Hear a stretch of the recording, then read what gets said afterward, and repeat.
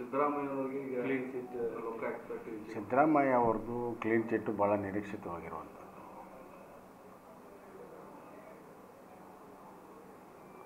ಮೊದಲನೇ ದಿವಸದಿಂದ ಲೋಕಾಯುಕ್ತರು ಪೊಲೀಸರು ತನಿಖೆ ಮಾಡುವಂಥ ರೀತಿಯನ್ನು ನೋಡಿದಾಗ ಭಾಳ ಸ್ಪಷ್ಟವಾಗಿದೆ. ಇಂಗ್ಲೀಷ್ನಲ್ಲಿ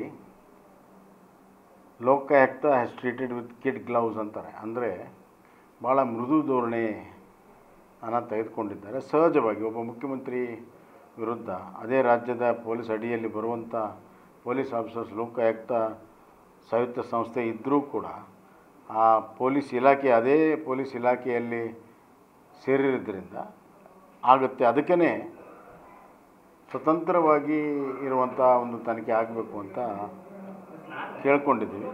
ಆಗಿಲ್ಲ. ಈಗ ಇಡಿದ ಬಗ್ಗೆ ಇನ್ನು ಕೋರ್ಟ್ ತೀರ್ಮಾನ ಆಗ್ತಾಯಿದೆ, ಇವತ್ತಿನ ನಡೀತಾ ಇದೆ, ನೋಡೋಣ ಏನಾಗುತ್ತೆ. ಮತ್ತು ಈ ಬಿ ರಿಪೋರ್ಟು ಕೂಡ ಕೋರ್ಟಲ್ಲಿ ಸ್ಕ್ರೂಟ್ನಿ ಖಂಡಿತ ಆಗ್ತದೆ. ಅಲ್ಟಿಮೇಟ್ಲಿ ಸತ್ಯ ಹೊರಗೆ ಬಂದೇ ಬರ್ತದೆ. ಇಷ್ಟಂತೂ ಸಿದ್ಧ ಆಗಿದೆ. ಕೇವಲ ಸಿದ್ದರಾಮಯ್ಯ ಅಲ್ಲ, ಹಲವಾರು ಜನ ಈ ಥರ ಎಕ್ಸ್ಚೇಂಜಲ್ಲಿ ಪ್ರಮುಖ ಸೈಟ್ಗಳನ್ನು ತಗೊಂಡು ಸಾವಿರಾರು ಕೋಟಿ ರೂಪಾಯಿ ಅವ್ಯವಹಾರ ಆಗಿದೆ ಮೂಡಾದಲ್ಲಿ. ಮತ್ತು